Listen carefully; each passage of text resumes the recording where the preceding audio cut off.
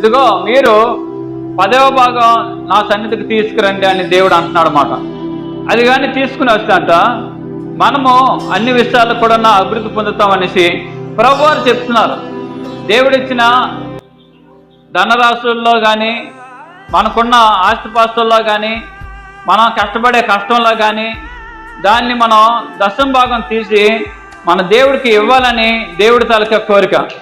ఎందుకోసం ఇలాగా దేవుడు చెప్తున్నాడు అనేసి అంటే, మనకి ఆయుస్సు, ఆరోగ్యము, బలము, సకల దీవులు ఇచ్చినవాడు ఆయనే.